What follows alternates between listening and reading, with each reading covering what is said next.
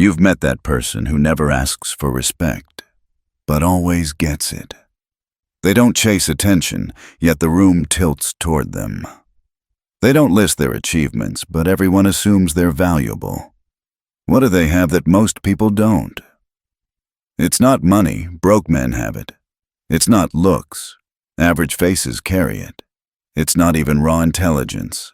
Plenty of brilliant people are ignored. What they possess is invisible leverage, an inner posture that shifts how others behave around them. And here's the twist. This has been hiding in plain sight for centuries. Machiavelli saw it clearly. Real influence isn't announced, it is engineered. Today, we're going to pull this trait into the light and build it in you. But a warning, once you see it, you'll start noticing who truly holds power and who only performs it. You'll see why some people glide through doors you've been knocking on, and you'll stop asking for what you can command. If you're ready, drop this in the comments to set your intent. I choose to become the hidden force that shapes reality. Let's start by killing a myth. You've been told that power comes from being loud, aggressive, and constantly asserting yourself. That's theater. It looks like control, but it runs on insecurity. Real power is quiet, surgical, and unhurried. It doesn't announce itself. It arranges outcomes. Think about the most influential person you actually know, someone in your real life, not a celebrity or politician. Do they hog the conversation? Do they humble brag through every story? Or do they speak when it matters? Hold their frame when others wobble, and make people lean in just to catch their point. That's the essence of what I call invisible dominance. Invisible dominance isn't about becoming cold or fake. It's about deciding what you reveal, when you reveal it, and to whom. Most people broadcast everything: emotions, plans, anxieties, even their triggers. They're easy to read, easy to predict, and easy to steer. Invisible dominance flips that dynamic. You manage what others can see. You curate your surface while protecting your core. As Machiavelli noted in Spirit, everyone sees the appearance. Very few get access to the reality. When you control the appearance, you control the story. Let's sharpen that. Predictable people lose leverage. We've been sold this idea that transparency equals trust. Actually, total transparency equals control, just not yours. If people can tell exactly what will rile you up, they can bait you. If they know what compliments make you melt, they can flatter you into submission. If they can anticipate your timeline, they can rush you into mistakes. The more readable you are, the more puppet strings you hand out. Powerful people don't lie. They ration. They tell the truth, selectively and with timing. They answer what's asked, not what's assumed, and rarely feel the need to over-explain. Here's a simple test. In the last week, how many times did you explain a decision you didn't need to explain? How many times did you soften your boundaries with extra context no one asked for? Each of those moments leaked authority. Authority isn't, I'm right. Authority is, I decide. And every unnecessary explanation trades, I decide, for, please understand. Stop paying that tax. So how do we build invisible dominance? Start with the most underrated move in conversation: question control. The person asking targeted questions calmly, consistently, runs the frame. Most talkers think airtime equals value. It doesn't.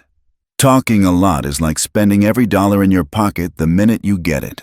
Asking the right question is investing capital and watching the room pay you back in information, tells, and leverage.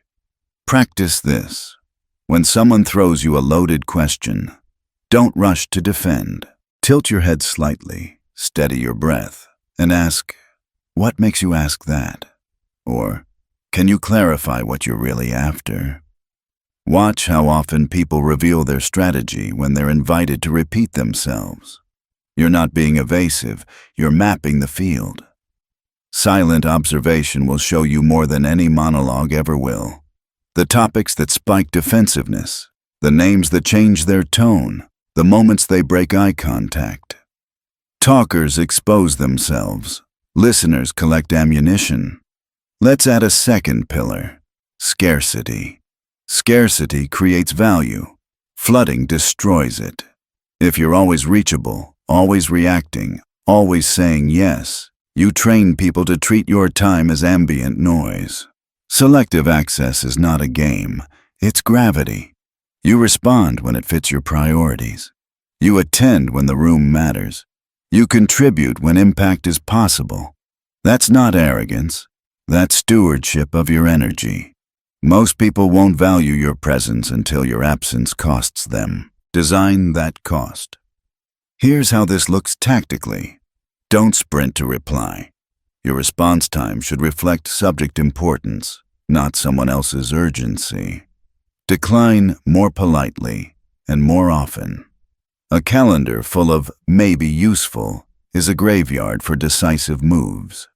Speak precisely and then stop. Resist the urge to soften a strong sentence with nervous extras. When you do show up, do it with intention. That's strategic presence. Not being everywhere, but being unforgettable where it counts. The fox recognizes traps. The lion shifts the temperature. You need both. Sometimes the smartest move is to remain still, observe patterns, and let others commit first. Other times, the right move is one sentence that changes the room's trajectory.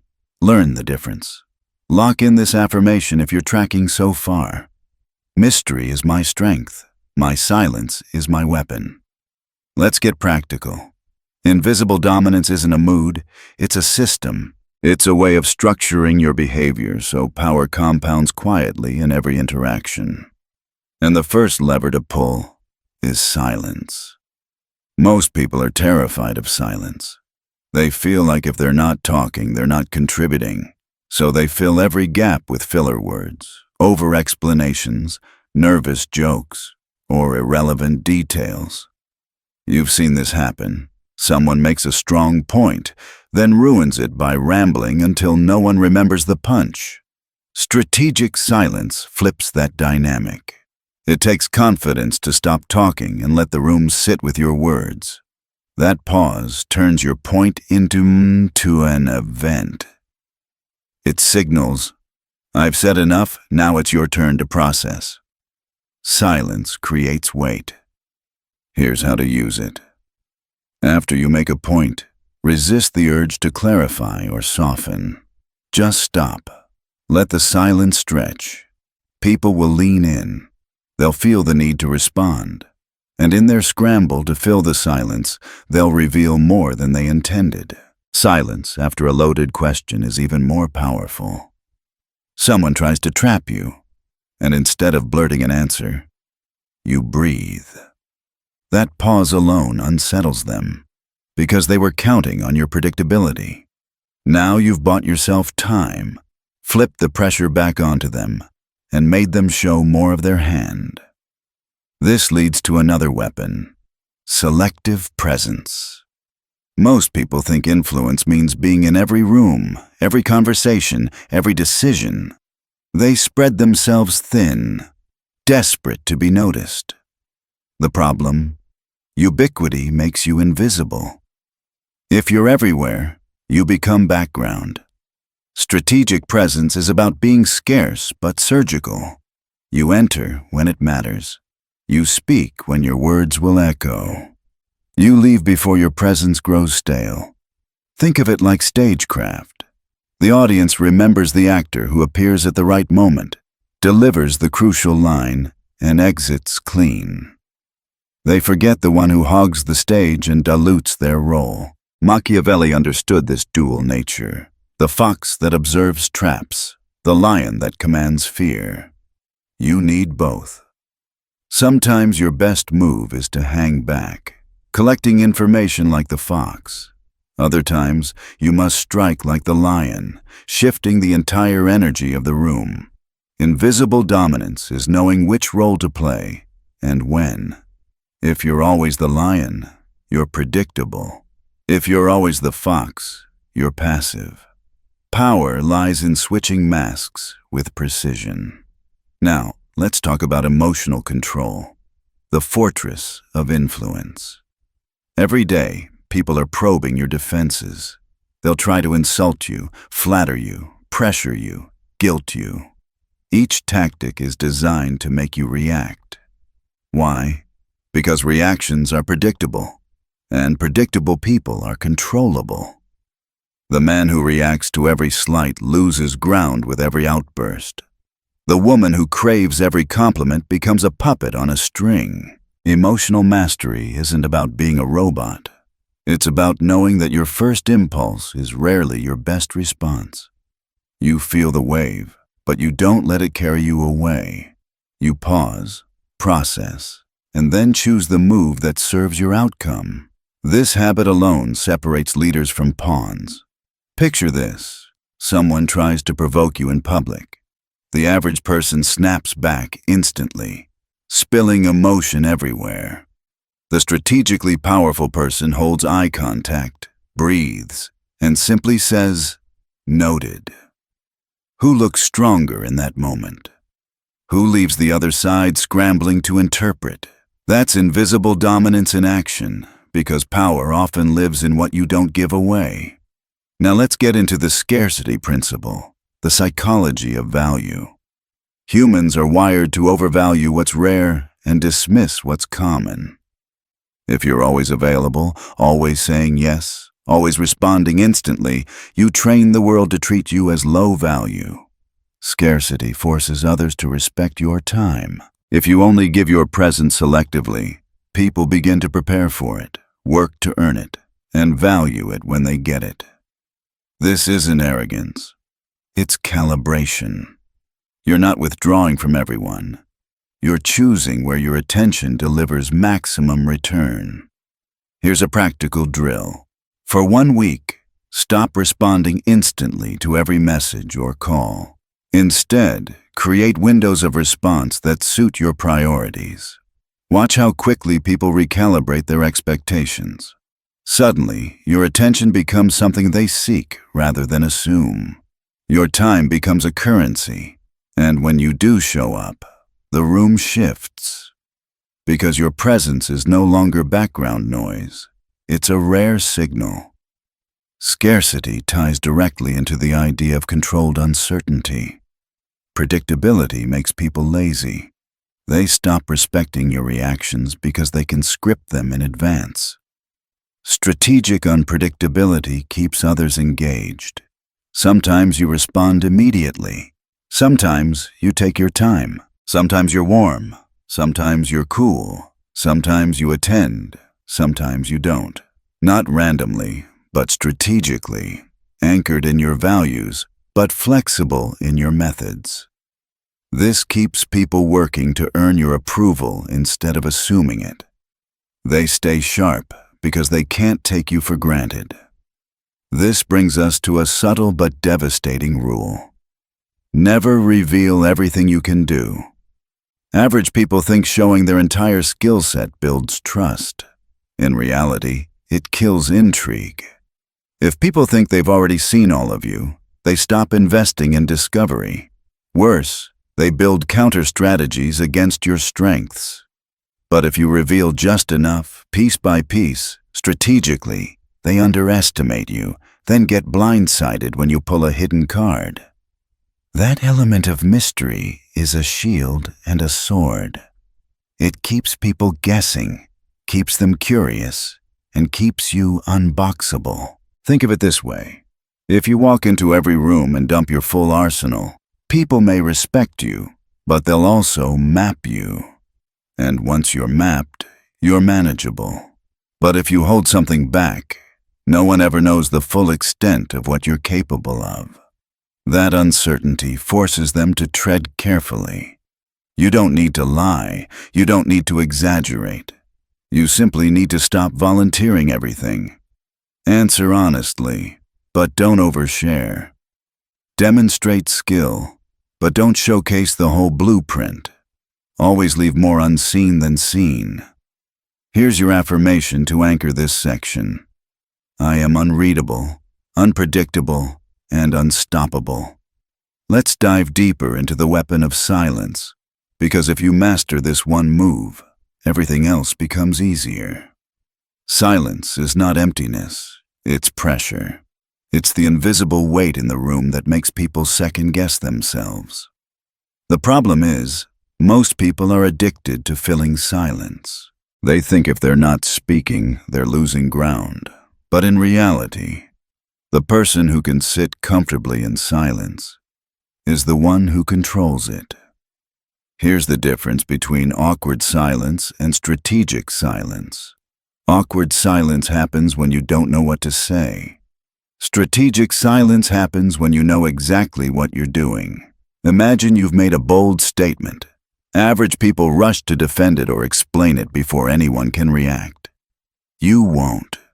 You let the silence stretch. That pause tells the room, I meant every word, now sit with it.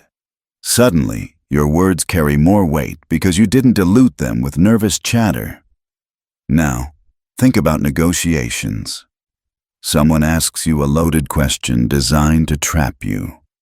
Most people rush to answer, blurting out exactly what they should have kept hidden. Instead, you pause. You don't flinch. You take a breath and let them wait. That silence unnerves them. They start filling the air, over-explaining, backtracking, and exposing weaknesses. You've revealed nothing. They've revealed everything. This is why silence is a scalpel. It cuts deeper than noise ever could. But silence does more than unsettle people. It forces them to work for your attention. When they know you're not going to react to everything, they put more effort into what they say around you. Your responses become scarce resources, and scarcity creates value. When you finally do speak, your words hit harder, because everyone knows you don't waste them. Think about that. Your silence makes your speech more powerful than the loudest voice in the room. That ties directly into scarcity of presence. Most people confuse being visible with being valuable. They show up everywhere, speak in every discussion, and wonder why no one remembers them. Strategic presence flips that. You don't need to be everywhere. You need to be in the right place at the right time, with the right move. You're not wallpaper. You're lightning. Rare, precise, unforgettable. Here's how to practice. Stop scattering your presence. Instead of saying yes to every invite, choose the one or two situations where your appearance will matter most. Instead of weighing in on every conversation, speak only when you can shift its direction. Instead of lingering too long, exit while your presence is still felt. Leave people wanting more of you, never wondering when you'll finally leave. This single shift makes you instantly more memorable. Machiavelli wrote that a ruler must be both fox and lion. The fox avoids traps. The lion terrifies wolves. Strategic presence is knowing when to be which. Sometimes you disappear into the background like the fox, collecting intelligence. Other times, you step forward like the lion, commanding the stage. Too much lion, and people learn your patterns. Too much fox, and people forget your impact. But when you balance both, you become untouchable, always one move ahead, always unpredictable. Now let's sharpen another blade. Emotional mastery. The world is full of people trying to control you through your emotions. They insult you to provoke anger. They flatter you to soften your defenses. They rush you to force bad decisions. They guilt you to make you submit. Every single one of these tactics only works if you react without thinking. Emotional people get controlled. Controlled people get powerful. Here's the key. Emotions are signals, not commands. Anger is telling you a boundary's being tested. Flattery is telling you someone wants something. Pressure is telling you the other side is desperate. But those signals don't require instant reaction. You pause. You evaluate. Then you decide how, or if, to respond. That pause, just a breath between feeling and action, is where power lives. Let me give you an example. Someone insults you in front of others. Most people snap back, showing anger, which confirms the insult hit home. The powerful person, they hold still, maybe even smirk, and let the silence drag. That restraint unsettles the insulter, because they can't tell if they struck or missed. Suddenly, they're the one on the defensive. You didn't just keep control, you flipped the dynamic. Or imagine someone trying to pressure you into a hasty deal by saying, "This offer won't last, you have to act now." The weak person panics and commits. The strong one says, "Then I'll pass." That calm rejection destroys the manipulation instantly. You showed you're not driven by urgency, but by strategy. That's emotional control at work. To practice this, build a new habit. Pause before responding. Not forever, just long enough to remind yourself you're in control. Whether it's a text, a comment, a question, or even an insult, give yourself space to decide. Even 3 seconds of silence can transform the entire exchange. Now, let's weave silence, scarcity, and control into one unified posture. You're not going to be the person who fills every gap, attends every event, or reacts to every push. You're going to become someone who moves less, but with more impact. Every appearance is chosen. Every word is deliberate. Every reaction is calculated. That's the formula for invisible dominance. Now we come to one of the most subtle yet devastating tools in invisible dominance: unpredictability. People make mistakes when they're uncertain. And powerful people understand that if you can keep others guessing without ever losing your own inner certainty, you hold all the cards. Predictable people, on the other hand, are easy to script. If everyone knows exactly how you'll react to praise, criticism, or pressure, then you're already under their control. Think about it. If someone knows that a certain compliment always makes you soften, they can bend you with flattery. If they know a particular insult always sets you off, they can bait you into self-sabotage. Predictability is a weakness because it gives others a manual on how to control you. That's why unpredictability is such a weapon. It forces people to tread carefully. They can't take you for granted. They can't assume they own your reactions. And that uncertainty keeps you in command. This doesn't mean being random. Randomness is chaos. Strategic unpredictability means you vary your methods while staying true to your core values. Sometimes you respond instantly. Other times, you wait.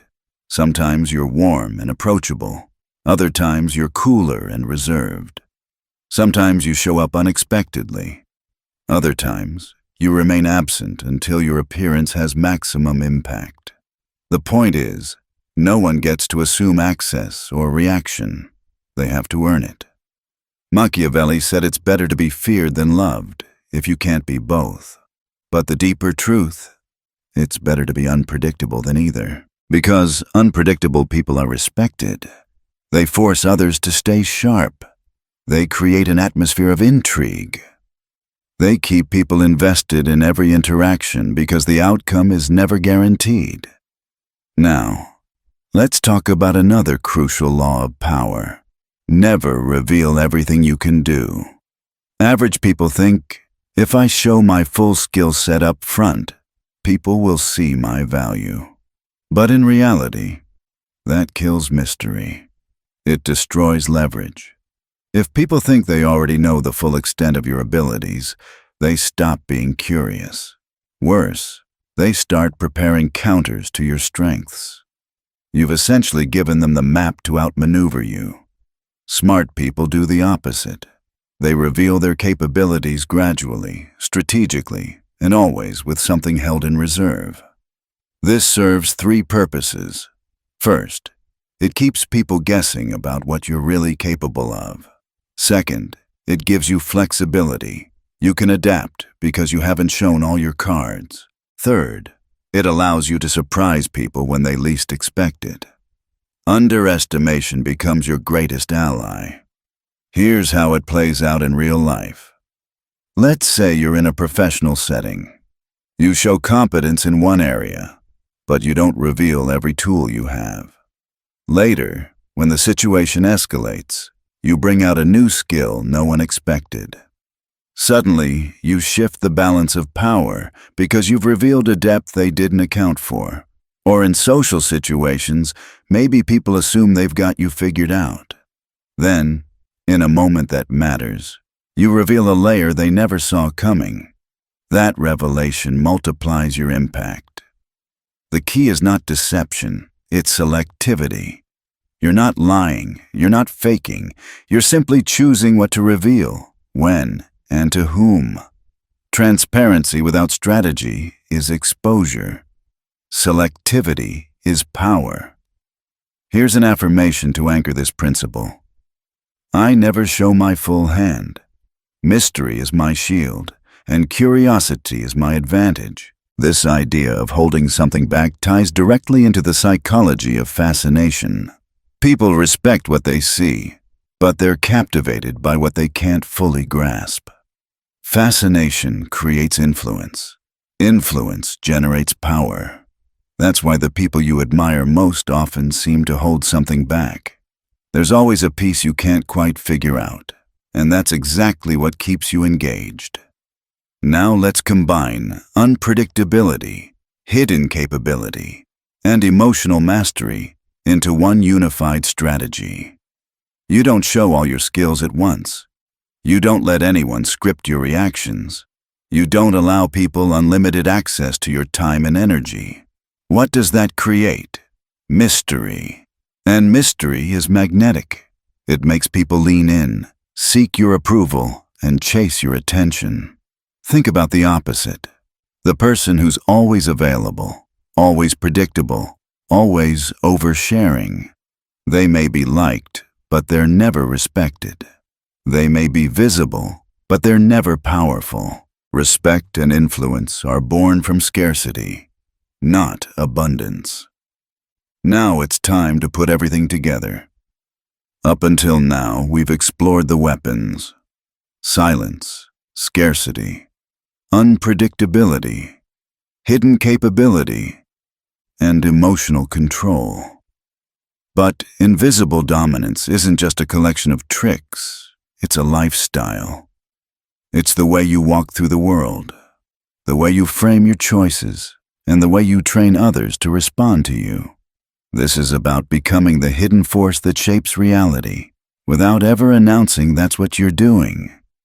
The first step is eliminating the 3 habits that quietly sabotage your influence. Habit 1.